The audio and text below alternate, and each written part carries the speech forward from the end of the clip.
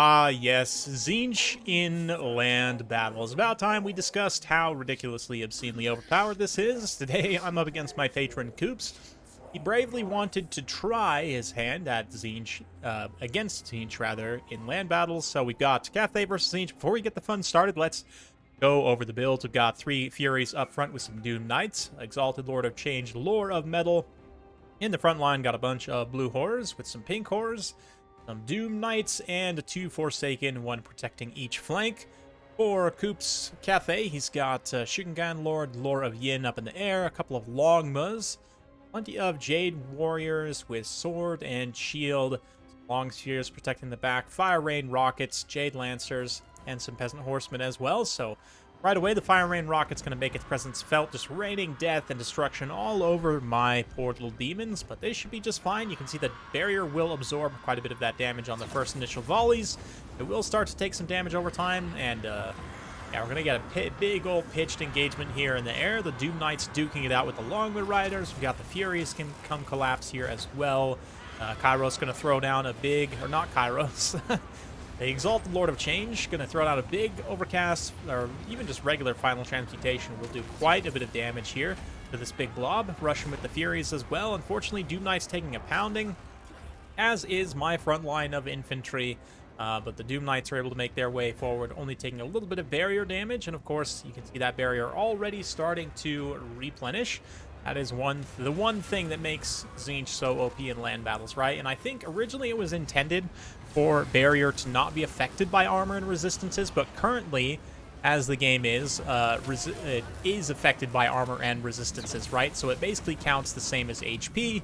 When damage is done, it checks, damage and resistance before it applies the damage to barrier. And if that was a change they would make, so it'd no longer be affected by armor and resistances, that would help quite a bit. You can see there, we're able to do quite a bit of damage in that fight, although the frontline engagement definitely not going nearly so well. We've got the Cultists summoning up some pink horrors of Tzeentch, the Iron Hail Gunners moving in for some serious close quarters DPS, Jade Lancers, or Peasant Horsemen even also countercharging in, rushing to defeat the summon. Very quickly, that summon is going to get absolutely evaporated.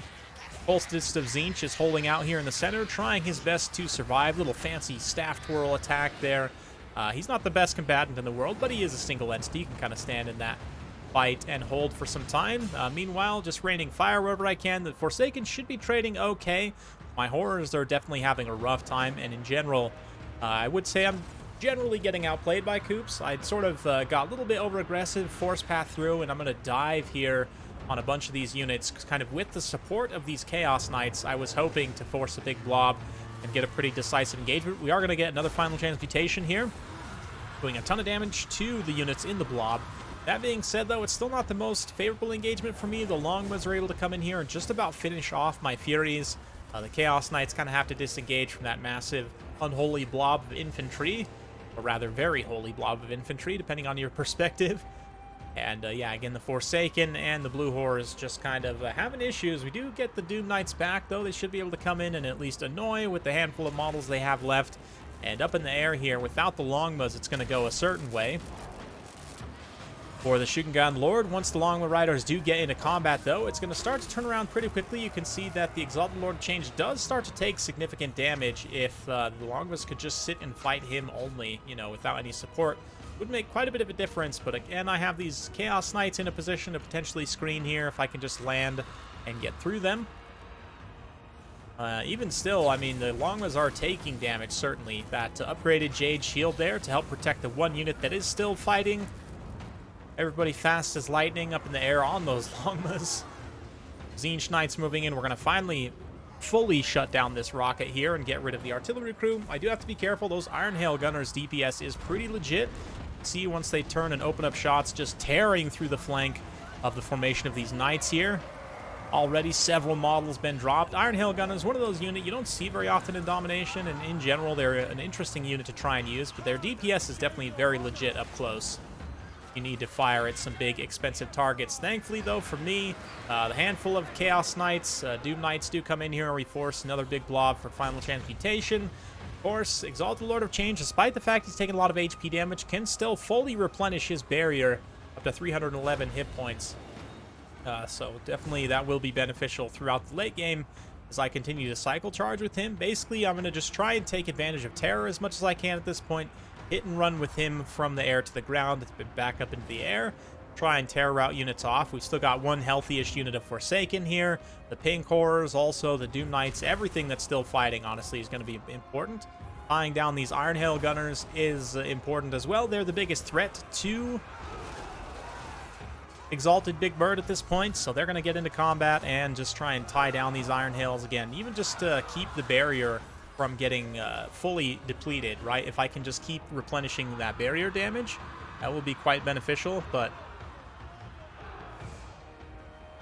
sorry about that, guys. My cat's, like, attacking me right now. Yeah, so Lord of Change going to move on through here. Try and get rid of, again, the terror route on these Jade Lancers and everything else at this point. We haven't quite finished off the Shugengun Lord. She is still technically alive, still fighting. No way to heal herself back up yet, but the Knights are still holding in this center position. Look at that, man. Doom Knight's leadership is so good. They will fight absolutely to the bitter end, holding up this huge blob of Cathay and infantry and skirmish and whatnot, while Big Bird just rinses out the flanks, hammering into the anvil of the Forsaken here, charging down from the air, getting that rear charge. Whenever the Longmas come to play, we're going to drop one more final transmutation just to really put the nail in the coffin. Actually should, shatter the unit, even kill them fully. The Chargers, Jade Lancer's going to charge straight into that, take a tiny bit of damage from it. Actually, they got there just as it started to run out, but terror is enough of an issue at this point, and not a lot of Immunopsychology available for abilities. But look at the Iron Hail Gunners. Again, something I got to be careful of. Finally going to be using the army ability of Tzeentch. I haven't really been using my army abilities at all, so rain down the fire from the skies. That should do a ton of damage to this blob. Finish off the Iron Hail Gunners, just in general. Help hold the battle back in my favor. As long as Big Bird stays alive here, I do feel pretty confident about being able to take home the win, even with relatively healthy units of Jade Warriors. It's really hard to remount the artillery. You can, actually. It is possible to do so, but it is very difficult. So, let's see. He might have actually accomplished it here. Let's see. Did they get back on? Maybe. They at least moved over towards it, so maybe he didn't actually successfully get back on, but a nice fireball from the regrouped cultists. Cuts through those Jade Warriors, burns down a few more of their models, and then as they, again, clump up on the Pink Horrors, this is it. This is it, guys. This is Tzeentch in land battles right here. Is Big Bird cycle charging you to death with barrier and just cackling until the end of time about it. Just absolute brutality. Very nasty. And this is one of the reasons why, I mean, Cathay is better in land battles, certainly, than they are in domination. But, I mean, Tzeentch in land battles, the ability to take advantage of this, and I know in fruit rules they do have some specific rules. I would need to go back and check exactly what they are to try and prevent cheese as much as possible. But even here, like, I wasn't necessarily explicitly really delaying the battle a long time, but just cycle charging as you would with any other powerful air monster lord, right? Doing the same thing you would with, like, Karl Franz or Lewin or Lord on a Dragon or something.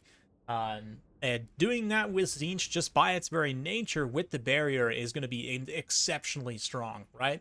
And even though the Exalted Lord of Change, as far as demons go, isn't the best combatant, he is still a very strong combatant, really strong caster as well. 150 kills, 3,641 damage value. I mean, just absolutely ridiculous.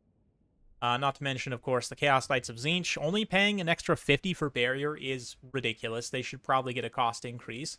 Barrier itself does need a rework as well, and I'm not sure. I know Creative Assembly knows as much. I've had some nice dialogue with some of the devs about it, and they are not making changes anytime soon, at least anything big and sweeping.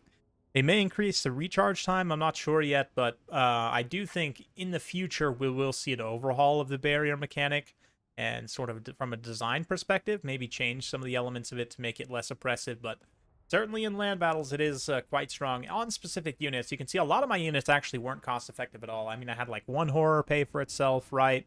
Most of my other units did not end up actually paying for themselves, besides the Knights. Forsaken do pretty well, but just the melee, the barrier on melee units for Tzeentch in particular, I guess I didn't expect to be quite as strong as it actually is, but particularly those air units with barrier, and also, I mean, obviously the Forsaken and the Knights on the ground as well.